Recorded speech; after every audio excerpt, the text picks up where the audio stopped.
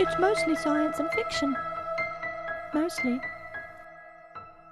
God fucking damn it, I love a small town mystery. Aside from zombie shit, small town mystery shit is my favorite shits of all the shits. Except maybe space shit. So here's what happened in season 2 of Stranger Things. Yeah! Quick recap. In season 1 we learned that a dark parallel universe exists and that a wormhole or portal between the two dimensions has been created. How did this vaginal tear into the evil verse come about? Well, if we strap on our memory helmets and take a trip on the recollection coaster, we will remember that in season 1 we learned that a super secret and totally sinister government/military organization, the US Department of Energy, is running the Hawkins National Laboratory. Hawkins being the town that the facility is located in. Here they have been conducting a number of super sci-fi experiments, including sensory deprivation and drug use on kids and other people and blah blah blah. The point is, a child with superpowers somehow came about. We know her as 11. She has a bunch of cool telekinetic powers, but beyond that she is able to see into different realms and send her mind across the multiverse or whatever. She sees a monster and freaks the fuck out, and this results in a rip between the two worlds, creating a dodgy gateway between an evil parallel dimension and our world. Crazy evil shit from their dimension starts bleeding into Hawkins, and monsters and stuff start coming in and wrecking up the joint.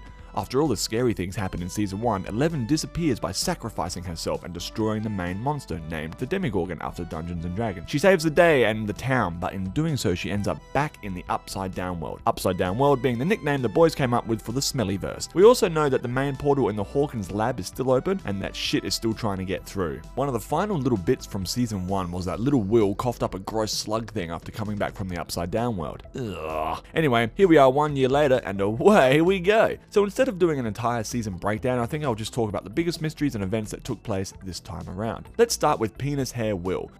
So when Will got back from the Inside Out world, he obviously took a part of that dimension with him. A part of him is connected to the other world, which is why he is having these weird visions and shit. Part of his mind can see the other realm and he is having trouble dealing with it. Apparently this has been going on for a year. We learn of a great evil force in the Upside Down world, this big smoke monster dude. We don't know what or who he is, only that he wants to kill everything and is trying to make his way into our world. Is he the ruler of the Upside Down world or just another evil entity within it? We don't find this out exactly, but for the most part it seems he's pretty much in charge. So even though the Demigorgon was destroyed, the portal to the Upside Down world has remained open and evil is slowly seeping through. At the Hawkins labs we see that they can stop the vile tendrils and nastiness from crossing into our plane by burning it back a bit, but this is only a temporary fix. They are still looking for a way to close it properly. A bunch of crops start dying and Jim suspects that evil is coming once again. Using the power of detective work, he manages to locate the source and no surprise, it's the Hawkins labs. Hey!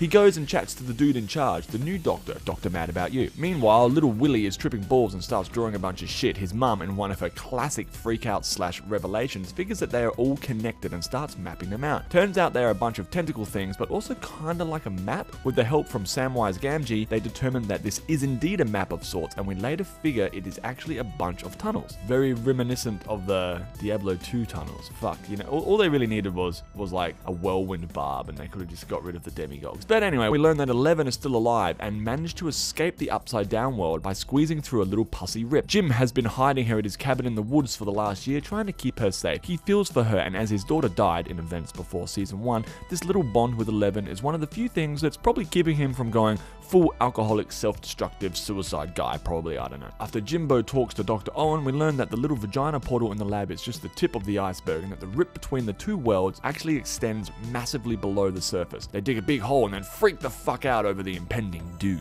The little tear up top was tiny in comparison to the massive rip down below. Oh no! How on earth can they possibly close that? As 11 is the one that first opened the portal, albeit by mistake, it makes sense that she is the only one who can close it, and after everyone gets ripped to shreds and horrifically murdered in the lab, Jim sneaks in with 11 and she closes the portal in an epic and powerful scene. 'Twas very cool. Totally sucks that Samwise died because his portrayal by Sean Astin was great and his character was well written. I love the part where they talk about how only lame people listen to Kenny Rogers, then Bob with perfect comedic timing pops his head in and is like, I love Kenny Rogers. Then later on you see him playing Kenny Rogers music and dancing with Joyce. The show is very well written and I love how they have little throwbacks and set things up like this. Even sort of meaningless little bits are all connected, which gives the show that little bit something extra. Anyway, during all this, a bunch of mini demigorgons have been running around fucking up the place. Dustin Curly Pants named them demidogs, dogs and demigorgon hybrids, and so a side plot is them trying to escape / kill these monsters. Where did the demidogs come from? Seems like a year was a bit long to set this next season up, mainly because of how fast the little slug thing grew up. At the end of season 1, Will Penis Hair coughs up a slug, clearly from the upside down world, and we later learn that it's a baby demigorgon thing, or thereabouts. So for a year, this thing has just been chilling, and then in the span of like 3 days, it suddenly grows up real big, spawns a bunch of other little ones. Doesn't seem quite right. To be fair, we don't really know their life cycle, or even if it was the same one, or if others have just been coming through the portal and so on. But it seems heavily implied that the slug that Knob Hair puked up was the same one that Dustin took under his wing, so who knows. Anyway, the boys try to trick them by setting a trap, but it doesn't work because they all get summoned back to the portal where 11 is trying to close it. They rush back to try and save the day, but Jim starts fucking mowing them down. It's pretty awesome. And then the portal gets closed and they all die or something, I don't know. So that's pretty much it. The portal is closed, everyone is happy, but the evil verse still exists and the big scary smoke monster is still about. So I'm sure we will see more of him in the future. Now let's just wrap up a few little extra bits. What is the Upside Down world exactly? Well, it's still largely shrouded in mystery, so we don't know for sure, but it seems to be a dimension running parallel to ours but devoid of human life and is all dark and scary. The thing that I find interesting is that it reflects what's going on in the present in our world. For example, in the final scene we see the school dance with some lights strung up, then it flips to the Upside Down world and the lights are still there, meaning changes in our world directly affect the Upside Down world, but perhaps not the other way around. So some speculation and fan theories suggest that the Upside Down spawned from our world, like somehow our universe birthed this dark universe. They didn't just both exist at the same time, ours came first, then we shat out the dark Upside Down. Anyway, who is this chick? How many experimented children were there? This is Carly. At some stage in her early life, she was kidnapped by the Hawkins National Laboratory and ended up kind of like a cellmate with 11. They shared a bond for a while, but just like 11, when Carly's powers grew strong enough, she used them to escape and is now running about the place being all punk and anti-establishment, man. 11 and her are sisters only by bond. How many more kids are there? Well, at least 11, but in season 1 we know quite a few died, if I remember correctly. Maybe it's like a Dirk Gently thing, where a bunch more of them escaped the MK Ultra project, and we'll be learning about their stories later. Or maybe not. As far as I'm aware, we have no more evidence of any other escapees. Please correct me if I'm wrong. Fun fact, MK Ultra project was a real CIA experiment project. Oh shit! Is this a documentary? So these people, Mr. and Mrs. Holland, are the parents of Barbara Holland, Nancy's friend who died in season 1. They obviously don't know about the other world and shit, as there was a massive cover-up, so they were told that Barbara simply disappeared. They think she has been abducted or something and are obviously devastated. The police have stopped looking, as Jim and co, they know what's been going on, so they know that she's actually dead, and the parents feel betrayed and angered by the state. Like, why is no one looking for their daughter, dude? They hire this guy, a conspiracy theorist / sort of private eye type, to find out the truth, but he doesn't come cheap and they are selling their house in order to pay for it. It's very depressing, as Nancy and Steve know the truth and they feel terrible about it. Well, at least Nancy does. This inspires Nancy to blow the whole case wide open, but Steve won't have anything to do with it, so they break up. Nancy then finds Jonathan, the older brother of Chodehair, knowing that she can trust him to help. They then gather some intel and secretly record a confession of sorts. They then track down this guy to help them bust the case open. They show Murray all the shit and Murray says it's too heavy, and even though he believes them, the public won't, and so they need to water it down. They do this by making up some chemical story or something, and they send all the tapes and all the evidence to a bunch of different news outlets. The watered down or the fake version of the story gets out, and the results are pretty minimal, except that it does bring some closure to the Holland family at the very least. Oh yeah,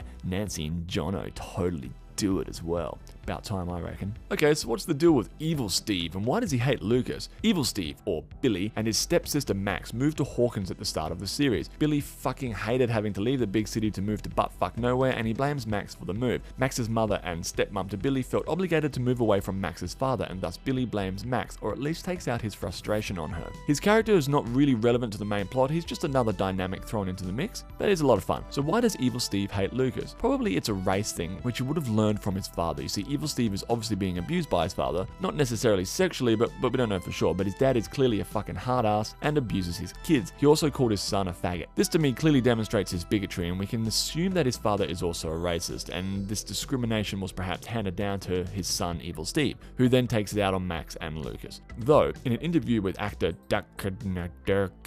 Montgomery, he says that Evil Steve is not a racist, just feeling threatened by another man in his life, which could explain why he is so alpha male all the time. But this could be him just not wanting to be portrayed as playing a racist character in today's age. As like, how else can you interpret? There are certain types of people in this world that you stay away from, and that kid, Max, that kid is one of them. You stay away from him. You hear me? Stay away. Yeah, no, that's pretty obvious to me. Anyway, who knows? Maybe we will learn more about this in the future. So, that's pretty much it. There's a few things I've missed, but, you know, they're of no consequence. If you have any more questions, I might be able to answer it, or just, you know, Google it. Predictions for season 3? Well, there's no official announcement from Netflix that has confirmed a third season, but the show creators, the Duffer Brothers, have already started talking about season 3 and 4 with confidence. Specifically, they will do a season 4 and then stop, but season 3 won't happen until at least 2019. It again will also do a large time jump, they said, in order to keep up with the young aging cast. I'm pretty positive that we will get a season 3, but who knows when, and who knows what the fuck's gonna happen in it. There are a lot of loose ends, so I imagine it wouldn't be hard to smash out a cool story. What did you think of Stranger Things 2, Strange Harder? I liked it. Hey, if you like my shit, you might like my podcast. We pump out episodes whenever we can, usually every 2 weeks or so, as me and my mate are pretty busy, but there's a few backed up there, so check it out. Of course, it's all about science fiction and shit like that. Anyway, thanks for watching, dudes.